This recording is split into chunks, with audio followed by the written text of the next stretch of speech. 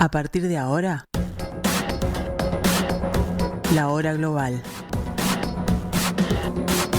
Desde el paralelo 35, en Montevideo, la realidad internacional por detrás de los titulares. Conducción de Gustavo Calvo. Participan Leo Harari y Susana Mangana. La hora global. Una mirada al nuevo desorden mundial.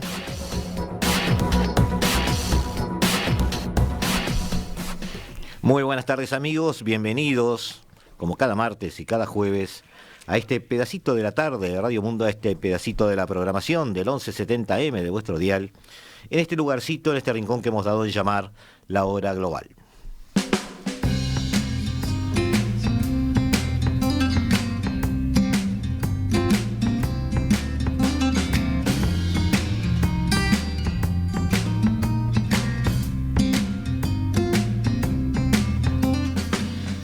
Estamos tratando de analizar este nuevo desorden mundial.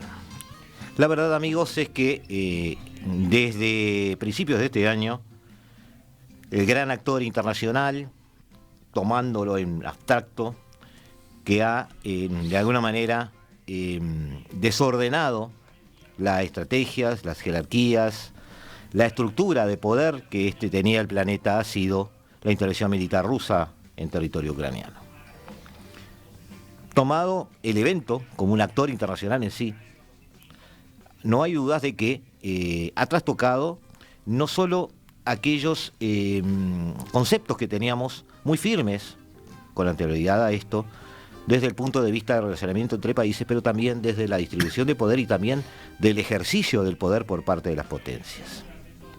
Esta guerra, porque ya es más cómodo llamarlo así, además se adecúa más a la realidad, más allá de el término de operación militar, esta guerra nos ha puesto a todos a repensar muchas cosas en este planeta y también hemos visto, igual que sucedió con la pandemia, no hay que desechar ese tipo de experiencias previas, hemos visto cómo, más allá de las mascarillas de las personas durante la pandemia, nosotros habíamos hecho en algún momento algún artículo, alguna redacción referente a lo que llamábamos las mascarillas de los estados, es decir, los estados habían evidenciado en la pandemia una forma de proceder que desde lo íntimo nos mostraban que muchas cosas no habían cambiado a través de los siglos. Con esta guerra pasa lo mismo, es decir, de alguna manera sale ese lobo que es el lobo del hombre y que de alguna manera nos refleja, aunque nosotros queremos dejarlo atrás, pero vuelve a aparecer en cada momento, en cada giro de la historia.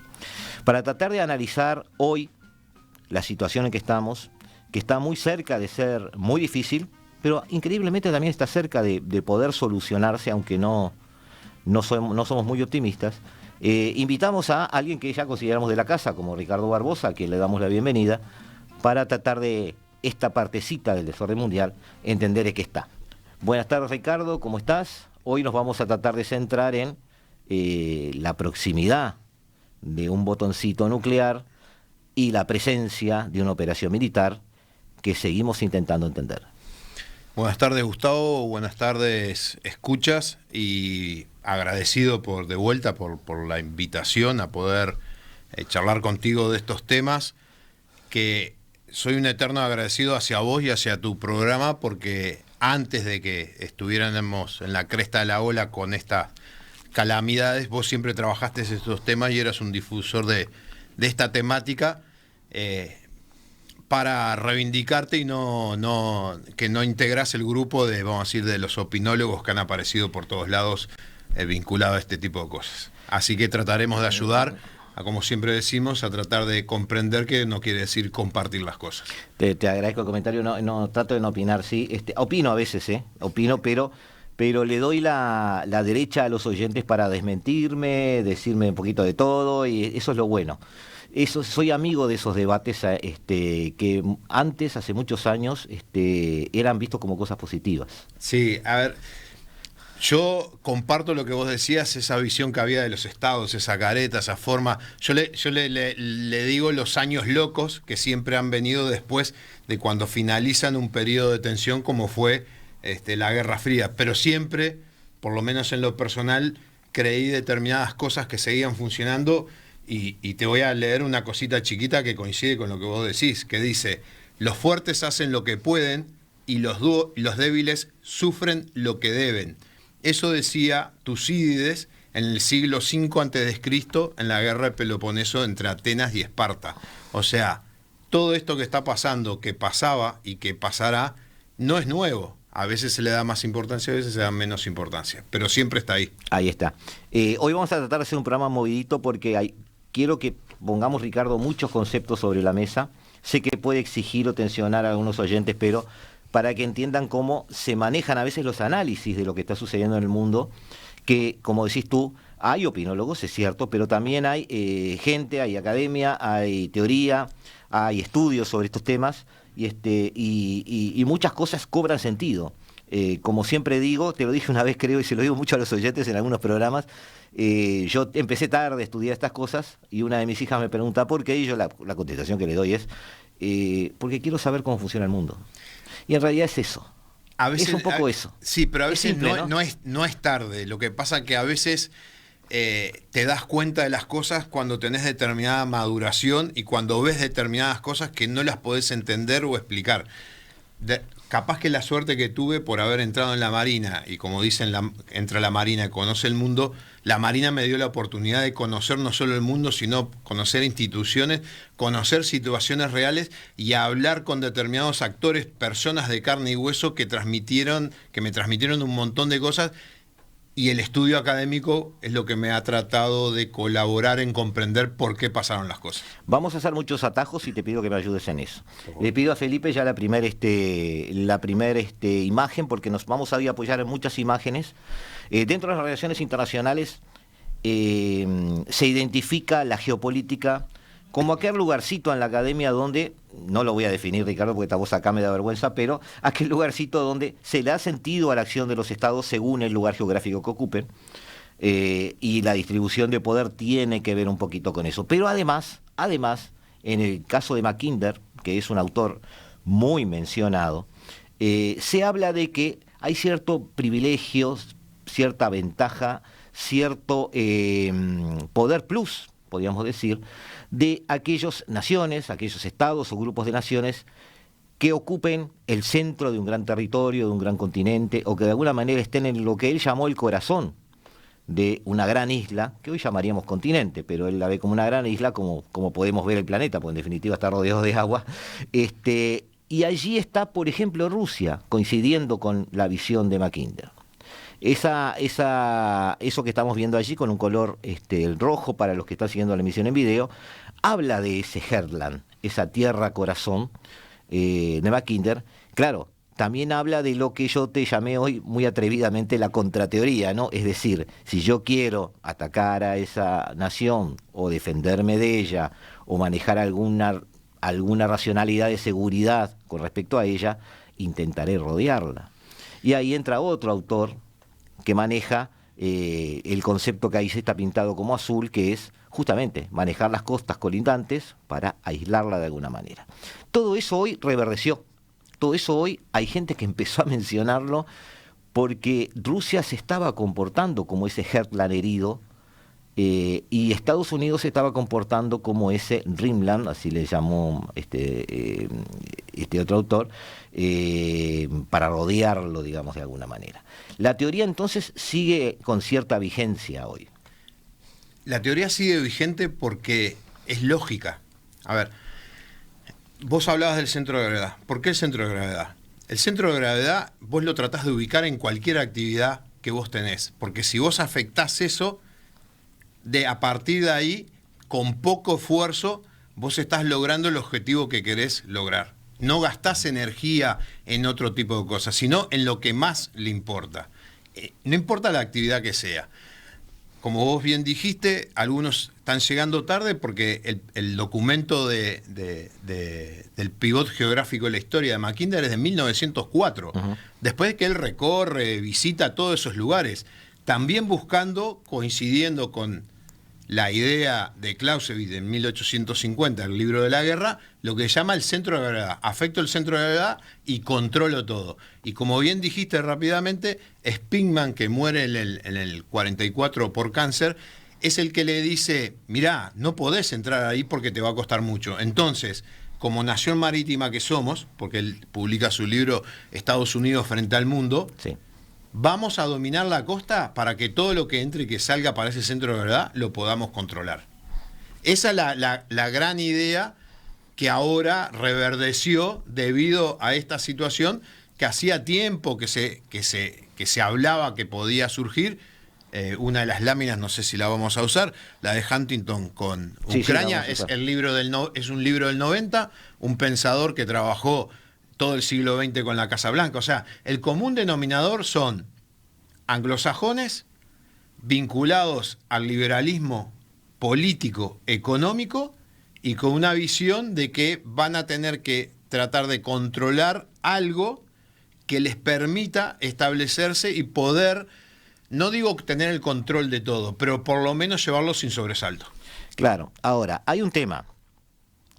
Quien está en ese headland, quien está en ese centro equilibrado, digamos, dentro de un continente, dentro del corazón de un continente, es una potencia. Y sus satélites. Quien está rodeándolo, quien se está enfrentando a él, es otra potencia. Y también podríamos hablar de sus satélites. ¿Por qué no? Sí, claro. Ahora, casualmente, son justamente las potencias dominantes en el planeta durante 80 años, o un poco menos, sí, del 40 al 90, 50 años. Es decir, ambas representan dos visiones del mundo que además eran las hegemónicas durante medio siglo. Entonces, esa lucha entre un mundo representado por el Homus Slavus, como dijiste tú en algún momento, o el Homus Sovieticus, y el occidental liberal, por definirlo de alguna manera, aunque esas etiquetas son un poco ya pasadas de moda, pero tiene sentido todavía, cobra sentido para nosotros también, porque querámoslo o no, estamos compartiendo ese mundo. Entonces, en definitiva, esto más que geografía, o apoyados en la geografía, sigue siendo el enfrentamiento en el patio de recreo entre dos potencias. Y te tomo la palabra de cuando definiste geopolítica, para que la gente entienda. Estos son dos señores poderosos de dos barrios distintos que podrían estar en la ciudad de Montevideo, en la periferia. Y el poder de cada uno se va extendiendo hasta que de repente, como nosotros consideramos que los estados son organismos vivos y para poder imponerse en el entorno, en el barrio, entre sus vecinos, tienen que tener poder, tienen que tener fuerza, pero llega un momento que el poder de uno llega al límite del poder del otro. Una de esas potencias que vos referenciaste se encuentra afuera, está en el continente americano, pero su espejo, ahí lo estamos viendo, pero su espejo está en el continente europeo, que colinda con el territorio asiático, donde tenemos al otro vecino, que es el vecino ruso, que está coincidiendo ahora con el vecino europeo, apadrinado por el gran vecino que está en el otro barrio, pero lo abastece y lo sostiene para ese enfrentamiento que se va a dar, porque los dos son dos organismos vivos según la geopolítica. Ajá. Y tienen que luchar para sobrevivir. El problema, como decía Huntington, donde se junta el límite de uno con el otro, él lo llama las líneas de fracturas o líneas de fricción. O sea, en esos lugares se van a dar diferentes problemas que pueden ser políticos, sociales o hasta enfrentamientos militares. Decía Kenneth Walsh, los orígenes de las guerras calientes hay que buscarlos en las guerras frías. Encontré esa frase y me vino bien por justamente el encuentro que tenía contigo hoy. ¿Se cerró mal la Guerra Fría? Es que la Guerra Fría para muchos autores es la continuación de la Segunda Guerra. La Segunda Guerra empieza en el 39 y termina en el 89. El fin o la derrota de los países totalitarios como Alemania, Japón e Italia finaliza una etapa y comienza otra etapa, porque es casi inmediata, que empieza y que nace lo que después llamamos Guerra Fría. Entonces, la caída de la Unión Soviética es el fin de la Segunda Guerra Mundial. Puede ser, como dice Kenneth Walsh, que estuvo mal cerrado. Desde ese punto de vista, sí, para muchos no estuvo mal cerrado. Recién se cerró en el año 89 y ahora estamos viendo las consecuencias de la derrota de uno de los dos contrincantes. O sea, seguimos en una lógica bipolar por ahora. No bipolar, pero por lo menos de dos adversarios activos. ¿Tá? Estamos sacando del radar los inactivos. Claro, por pero llamarlo vos de esa manera. Cuando Por vos hablar de esta hablas guerra. de polaridad, un polo atrae. Perdón. Quiero sacar la palabra polaridad. Bueno. Porque yo estoy en contra de eso también. A ver, la Guerra Fría era bipolaridad, era polos de atracción porque te atraían para que formaras parte de uno y de otro. A partir de ahí, muchos autores lo que hablan es de multidominio o muchos focos de referencia, porque esos centros o focos, la diferencia que tienen al polo es que vos te adherís por voluntad propia, porque a vos te sirve, porque a vos te interesa. Entonces ahí se empiezan a agrupar las comunidades de estados alrededor del estado más poderoso, según la conveniencia, pero también según la distancia geográfica a ese centro de poder. De todas formas, el mundo, lo estamos viendo ahora en esta imagen, el mundo es más chico, las potencias están llegando casi a todos lados, entonces han acentuado su presencia en sus áreas de dominio durante mucho tiempo, y ahora que hay un nuevo enfrentamiento o la continuación de otro, como queramos verlo, ¿cómo decirlo? Sin ser una operación global o mundial, tiene afectaciones económicas y sociales en casi todos lados, porque las potencias están más imbricadas en esos países que eran sus satélites que antes. Antes yo podía vivir en un país aislado donde la guerra no me llegara. Hoy es muy difícil. ¿Estás de acuerdo? No, a ver, sí. Aún manteniéndome neutral. Estoy hablando de un país que quisiera mirar al costado y decir, esto no me interesa. Mi padre, cuando fue la Segunda Guerra Mundial, él lavaba las bolsas alpillera para el querosén para usar en los vehículos. La guerra, los efectos de la guerra acá llegaron mucho tiempo después, 2 o 3 años. La crisis del 29 llegó alrededor del 31, 32 en Uruguay.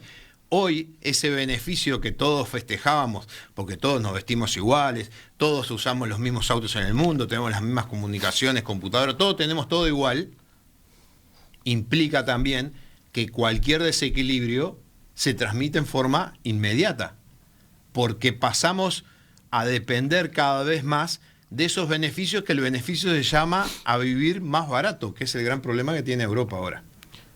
Europa había conseguido una plataforma para mantener su estilo de vida y mejorarlo a costo de recursos baratos, que ¿de quién venían? Venían básicamente de Rusia. Muy rápidamente nos vamos a la tanda. Antes de eso, por sí o por no, lo que todos los analistas siguen repreguntándose cada vez que hablan de esto. ¿Se puede considerar que hubo una provocación occidental para esta situación? Siempre. Ok. A la tanda. Estás escuchando La Hora Global, una mirada al nuevo desorden mundial.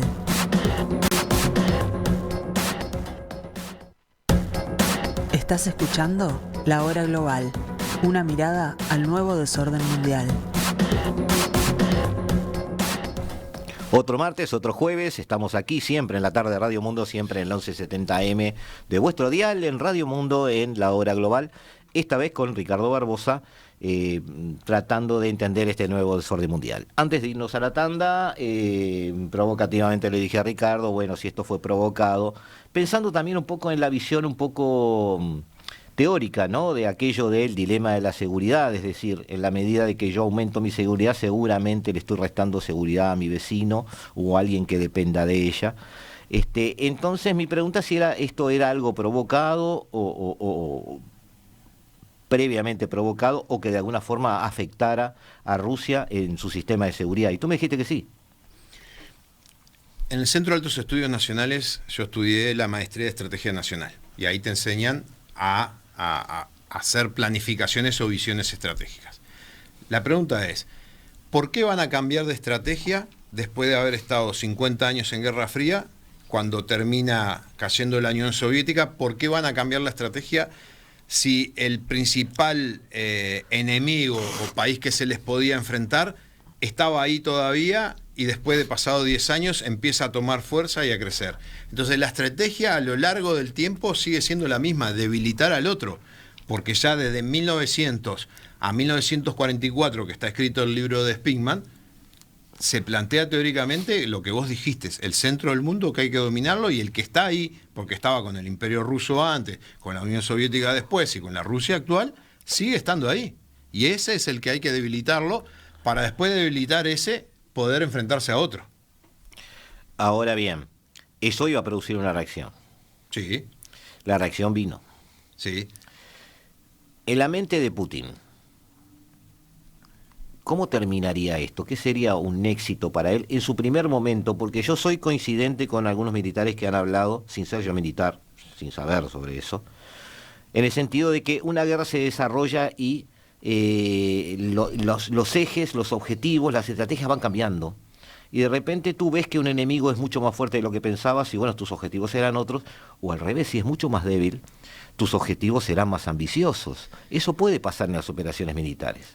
En este caso, él soñaba con un Donbass anexado, con una Ucrania debilitada, pero también con un Occidente pasivo. O sea, lo vamos del otro lado.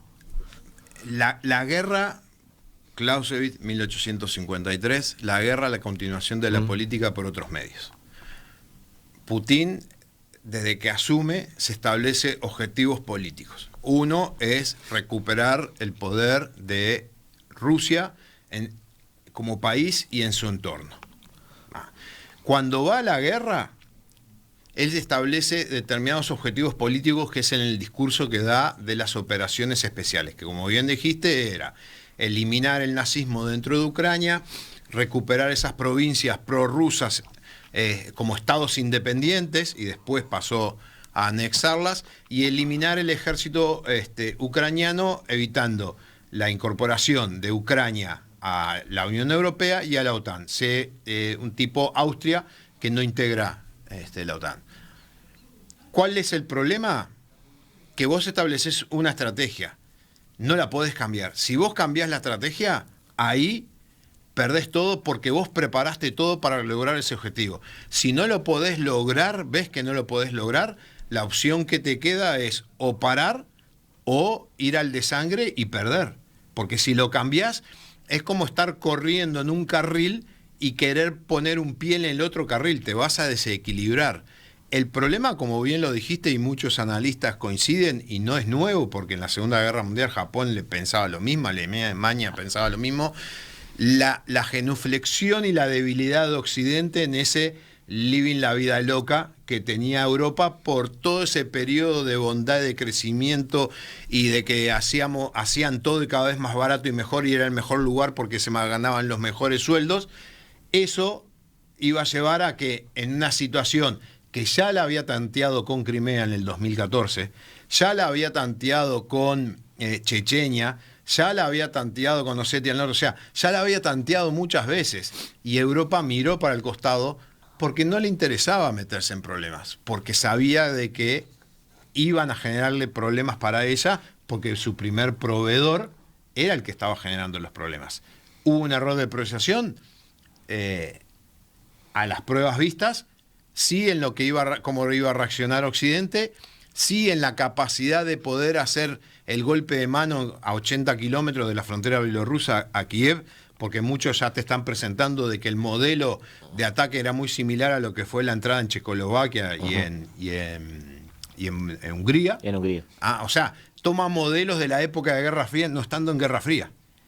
Y no toma en consideración todo el apoyo que le estaba dando por debajo de la visión la OTAN del 2014 para adelante, que fue lo que terminó frenando, porque tampoco los países europeos, cuando fue el ataque, se rompieron las vestiduras y salieron a defenderlo. Le dieron un poco más de armamento, vieron qué pasaban, le mandaban un par de helicópteros al presidente a ver si se iba, y como no se fue, y pudieron aguantar esa primera semana, esos primeros 15 días, esa parada principal, a partir de ahí, como siempre, los países son cobardes, o como dicen, el dinero es cobarde y apuesta a ganador. Vieron que había una chance, no de ganar, pero por lo menos de desgastar al otro. Porque aunque gane Rusia, sale desgastado. Como en toda guerra, le pedimos ahora la imagen 6 a Felipe. Como en toda guerra, el tema energético es importante.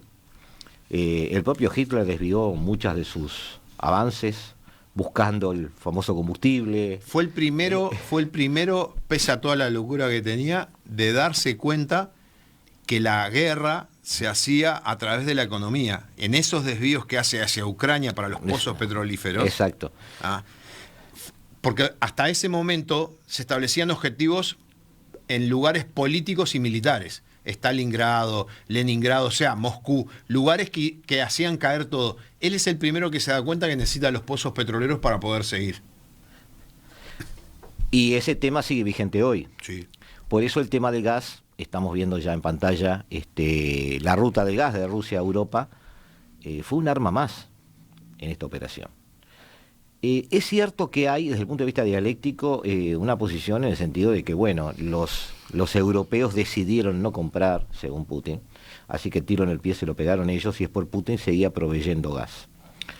Es un poco relativo en la medida de el sentido o la lógica que está manejando Occidente en esta guerra, es decir, tampoco podemos pedirle a Occidente que mire para el costado mientras están financiando la guerra de Putin a través de la compra del gas.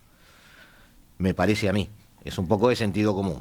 Ahora, este tipo de dependencias económicas entre países que terminan enfrentados pone muchas interrogantes. Hay gente que, por supuesto, condena la globalización, hay gente que ve la globalización como un tiro en el pie, hay gente que ve la posición de Putin en el sentido de utilizar el gas como un arma, pero de hecho también olvida que de hecho Estados Unidos también está utilizando el gas y el petróleo como un arma de dominación blanda, si querés llamarlo así, pero hoy es el principal proveedor de Europa. Y la dependencia que se ha generado es una dependencia de la que será difícil salir. Pero vemos ahora nuevos actores internacionales, no son actores en sí, pero nuevos elementos internacionales que inciden en lo que podrían ser guerras modernas, es decir, infraestructuras económicas, industriales, tecnológicas, líderes que apuestan a esas cosas. Los líderes y las guerras se han modernizado, ¿o siempre hubo un poco de eso? Yo creo que siempre hubo un poco de eso. Raymond Aron, en Paz y Guerra entre las Naciones, que lo publica por los años 50 y pico, asesor de Gaulle, él plantea ahí lo que se llama la guerra total, que es lo que se conoce como guerra de quinta generación, que es que todo el Estado es territorio de guerra, y los que les guste la historia, la Segunda Guerra Mundial, saben que hubo muchísimos bombardeos a centros industriales, carreteras, o sea, la infraestructura que soportaba los movimientos para poder hacer la guerra. El otro problema que surge acá, para mi punto de vista, es esas como subidas y bajadas intelectuales. A los realistas siempre nos trataron prácticamente que teníamos un callo en el cerebro y que funcionábamos bajo acción y reacción. Dentro de relaciones internacionales hay una corriente que se llama constructivista, que básicamente lo que dice es que los desarrollos económicos integrados favorecen la paz. Parag Gana, que hay unas partes de publicaciones o charlas TED, habla de todo eso más que nada en la zona de Oriente, de China, Japón, todos esos lados. El problema es que ese proceso de integración que se había dado en Europa y cada vez más con Rusia, que... Muy personalizado entre Merkel y Putin. Claro, pero Merkel y Putin, estamos hablando que Merkel nace... Perdón, sin interrumpido. No. Europa Oriental hablaba fluido ruso porque lo aprendió en la escuela, hablaba alemán. Putin, espía en Alemania Oriental, hablaba fluido alemán más el ruso. Entonces, ¿qué le van a pedir a personas que estuvieron 50 años vinculados a una lógica de Estado? Ese proceso de integración económica, Reagan en los 80 ya había tenido problemas con Europa porque ya habían empezado a plantear la integración a través del gas y sancionó a empresas americanas para que no lo hicieran, porque lo que le dijo es: ustedes van a depender estratégicamente de su enemigo. Esa fin de la Guerra Fría, los años locos, living la vida loca, proceso de integración, crece la economía, cada vez todo más barato, autos más baratos, todo energía a través del gas, todo mucho más barato, nos integramos, como vos pusiste ahí en la diapositiva, todos esos caños que están funcionando, con el paradigma teórico de que ese proceso de integración me evitaba el conflicto. El problema es que ahora van a tener que explicar un nuevo paradigma teórico, porque esa integración no evitó el conflicto. Y lo que demostró es que haberse jugado eso ahora le sacaron una rueda a la bicicleta y no pueden andar. Hay que buscar otra rueda a la bicicleta. Y la otra diferencia de lo que vos hablabas, una cosa es estar en el proceso de integración y otra cosa es ser proveedor. No es lo mismo para Europa estar metida integrada con Rusia que Estados Unidos proveyéndolos de, por ejemplo, gas como es ahora. Donde el gran ganador hoy, de vuelta, es Estados Unidos. De vuelta es Estados Unidos. Ahora, yendo a la guerra en sí, porque ya en un ratito nos vamos a otra tanda, yendo a la guerra en sí, no te enojes, pero quiero soslayar el tema militar. O sea, no. Hemos escuchado mucho sobre los. No, la gente se aburre. Los modelos de los tanques, sí, ¿viste? Eso en realidad no nos ha aportado mucho. Entran a internet y lo ven, ya está. Claro, pero podemos hablar sí de hipótesis en el sentido de realmente de triunfo de un lado o de otro. Está como estancándose la guerra. Me parece que aparentemente muy atado al tema climático. La geografía manda. Seguramente, sí, tenía razón Kaplan en eso, pero no desde el punto de vista de las ganas de pelear, podríamos decirlo así, de los adversarios. Eso parece que sigue bastante intacto. Rusia tiene más problemas que antes. Si el tiempo fue pasando, era de esperar que algo de eso pasara, pero como no sabemos qué pasa del otro lado, no sabemos si los problemas son grandes, chicos o medianos. Zelensky está igual que antes. Entonces uno se empieza a preguntar, bueno, ¿dónde están los límites? ¿Dónde están las máximas y las mínimas? Es decir, ¿qué considera Rusia que sería un éxito o un fracaso y qué considera Zelensky que sea un éxito o un fracaso? Vamos a sacar algo de la discusión que yo te lo pregunté antes de empezar, que es que un tanque ucraniano entre al territorio ruso no existe. No. Eso no. Lo que estamos hablando es qué sucede dentro del territorio ruso con el territorio ruso que ya ha sido conquistado. ¿Estás de acuerdo que ese es el tema de discusión? Sí, sí. Ese es el tema de discusión. Sí. Entonces, el problema, como vos bien dijiste, hay un tema discursivo. Si vos vas al plano, parte de lo que supuestamente es territorio ruso está dominado por Ucrania. Entonces ya no es territorio ruso. Esto es, el grande y el chiquito se vienen peleando de hace meses. El grande está cansado. El chiquito no está tan cansado, pero me patea los tobillos y me sigue pateando los tobillos. Pero no tiene tanta fuerza como para hacerme caer, porque lo que recuperó Ucrania llega al 8-9%, a reventar el 10%. Y Rusia tiene que replegarse para reorganizarse. seguimos pensando, Ricardo, en que Rusia tiene un gran ejército, aunque fuera menos de lo que se pensaba, en comparación a Ucrania.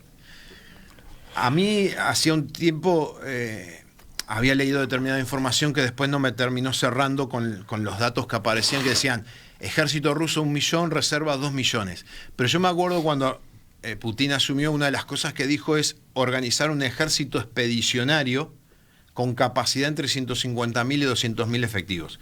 O sea que esos realmente eran los profesionales que tenían todo para poder ir a combatir, y fueron los que se fueron fogueando en las distintas guerras, Chechenia, Osetia, Siria.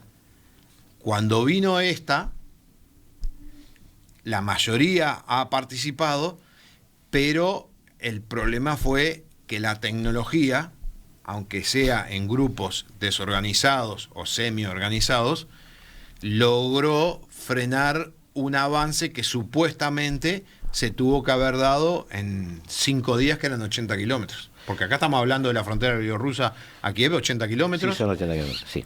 Y a tal es el detalle del tema tecnológico de la información, que si vos ves, cuando intentan ocupar el aeropuerto, que está cerca de Kiev,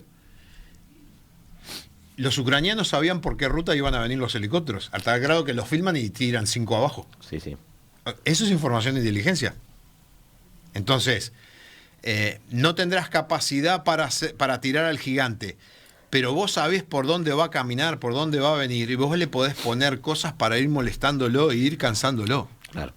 Ahora, más allá de que uno es un ejército gigante y uno más pequeño, creo que hubo una gran virtud en tu presencia en los medios y de algún otro militar, el coronel Vila, por ejemplo, que estuvo aquí también, en decirnos que no era esa la comparación adecuada. La comparación adecuada es el ejército ucraniano contra el ejército que está dispuesto a arriesgar Rusia en ese terreno.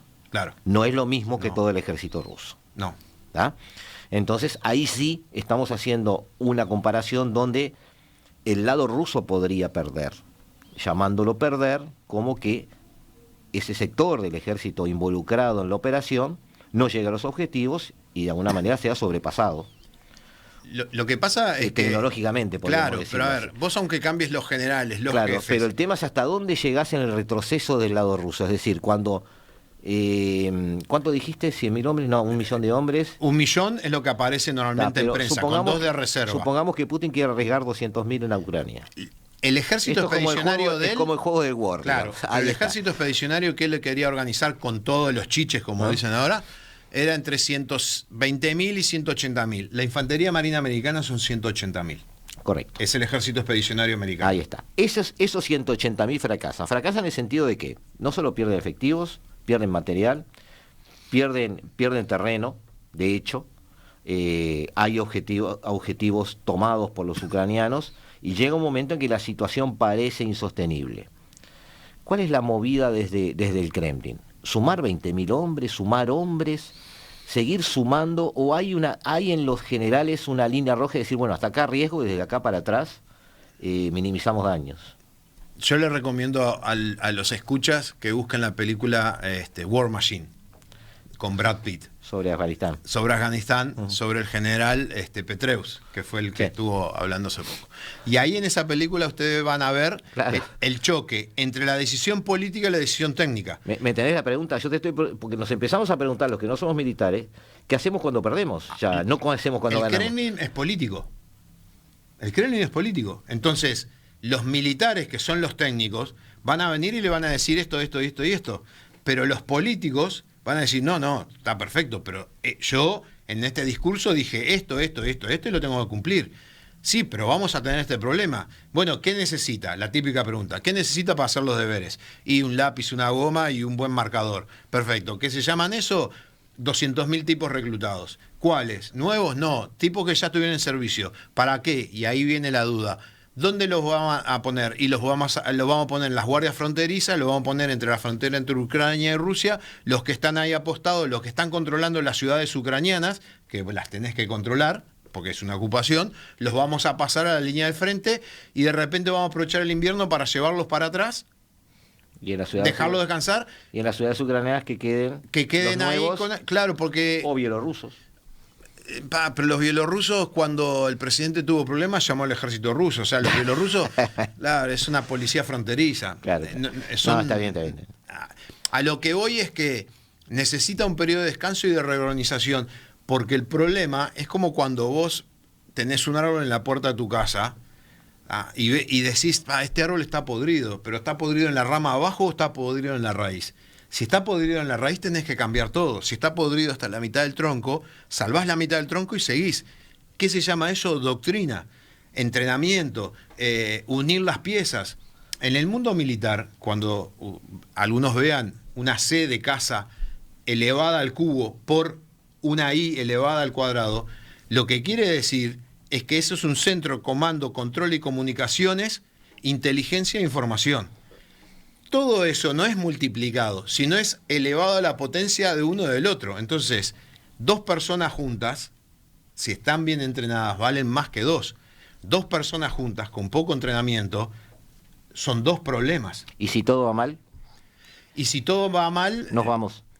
No te queda otra. Porque en la guerra es o ganás o morís. Y en la política, porque la guerra es una síntesis de choque de voluntades, es lograr vencer la voluntad del otro. Si no lográs vencer la voluntad del otro, te tenés que ir o morir. O sea, Rusia puede salir de ahí. Va a tener... Estados Unidos se fue de Afganistán y vieron todo lo que pasó, los aviones yéndose, la gente cayendo de los aviones. Ya volvemos, amigos. Después de una tanda vamos a ver el extremo que podría usar Putin para no irse de ahí. O, si se va de ahí, si hay vida después de Ucrania. Ya volvemos.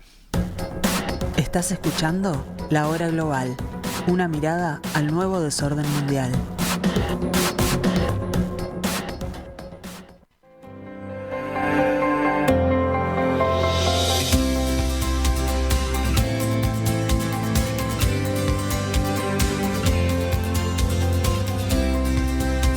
Desde el paralelo 35, la hora global.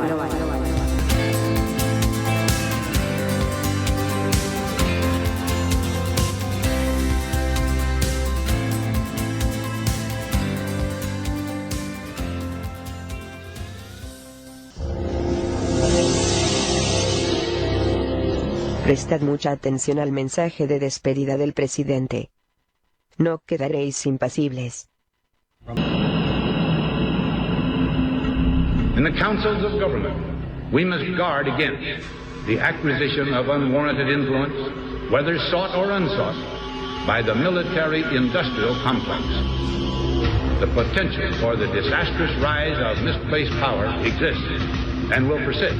We must never let the weight of this combination endanger our liberties or democratic processes.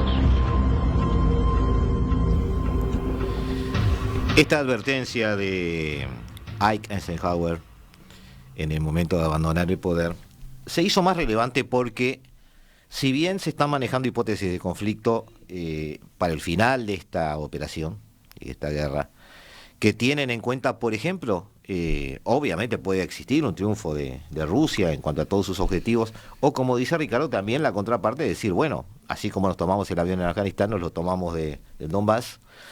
Vladimir Putin puso sobre la mesa el tema del botón nuclear, y eso nos complica un poco los análisis a todos, Ricardo, porque es algo incómodo de analizar. Muchos no creen que eso pueda suceder, pero como hay alternativas intermedias que pueden hacer posible una escalada, estamos como dudando. ¿Tú cómo ves este tema? Como la última película sin Connery, que el nombre era Nunca digas nunca jamás. O sea, la probabilidad, sí, la posibilidad es baja. Lo voy a decir ahora, porque si no después me olvido. Para los escucha, les recomiendo una película excepcional que se llama La suma de todos los miedos, con Morgan Freeman y Ben Affleck, escrita por Tom Clancy, el libro, que habla de un problema nuclear que es la suma de todos los miedos de los participantes. Entonces, acá ahora... El riesgo que tomás en recomendar una película con Ben Affleck es tremendo, pero bueno, seguimos. Pero Tom Clancy era asesor del Pentágono, porque él hacía sus novelas basadas en la información y las hipótesis y conflictos que manejaba el Pentágono. Y una era un enfrentamiento nuclear. Miren la película para ver por qué sucede esto.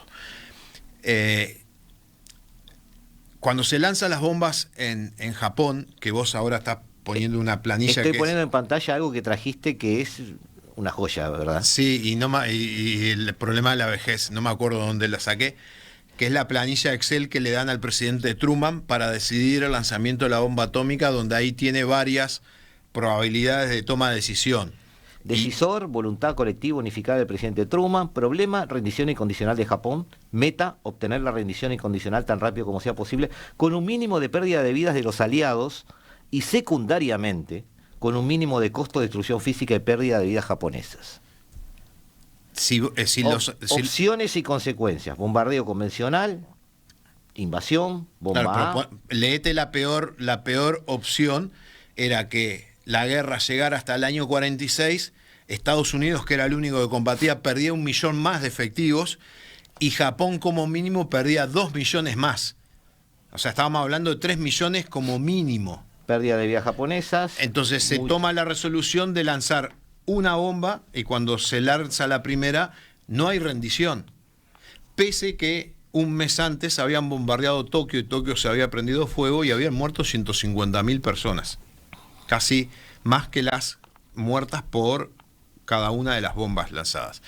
Entonces, las bombas, o sea, lo que provocan es el cambio de decisor político. O sea, esta planilla es una especie de teoría de los juegos, pero de 1945, claro, es decir, cuáles son los menores riesgos, claro, y tomamos este tema. Ahora se hace por computadora. Antiguamente los hacíamos así y usábamos lo que se llamaban los dados decaédricos, que eran 2 dados de 10 caras que se tiraban, y es el porcentaje, y ahí te daba el porcentaje de probabilidad de que sucedan las cosas. En esa opción que tú dijiste, que es la antepenúltima pérdida de vidas japonesa, bombardeo convencional y bloqueo, muchas, invasión 2 millones, bomba A, Japón sin aviso, entre 20.000 y 200.000 pérdidas, bomba A, Japón con aviso, pocas, y bomba A en isla deshabitada, bueno, obviamente ninguna si se tira en una isla deshabitada.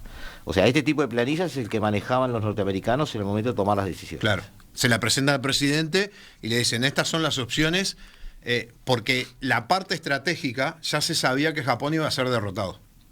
El tema era cuándo, a qué costo y cómo. Acá está la respuesta.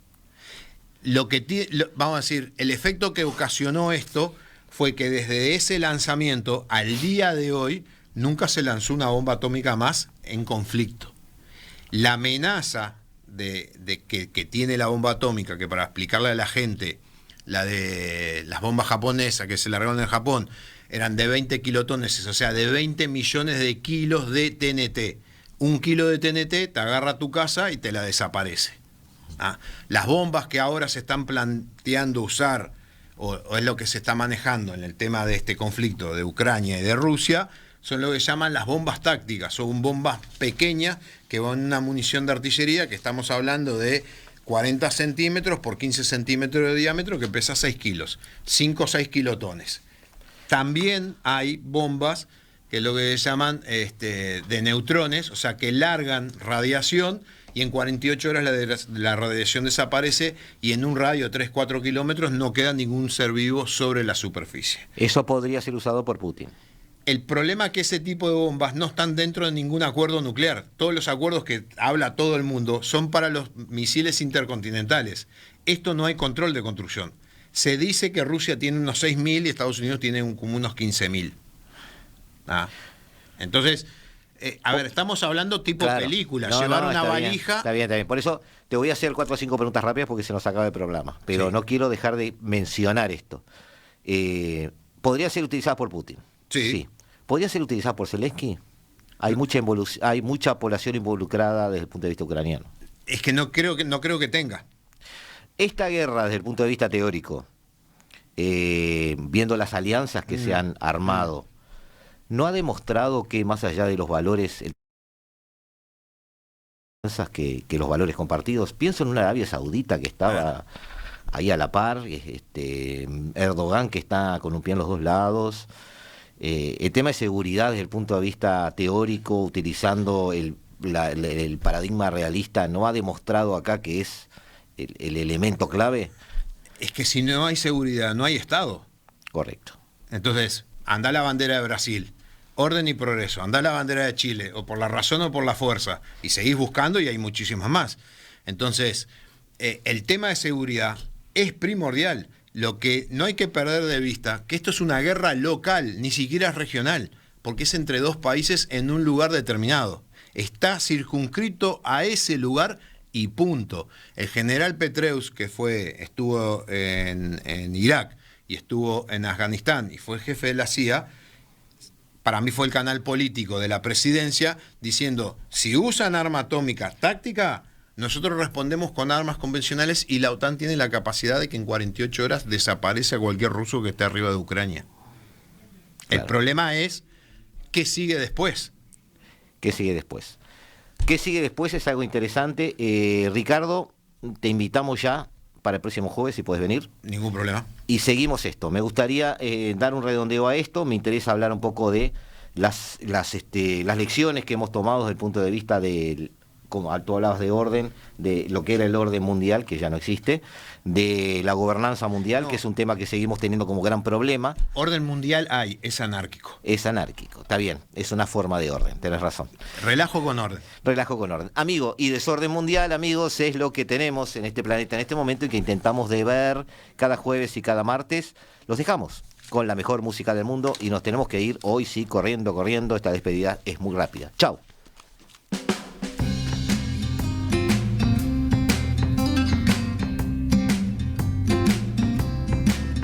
La Hora Global, martes y jueves a las 15 horas. Repite a las 21 horas.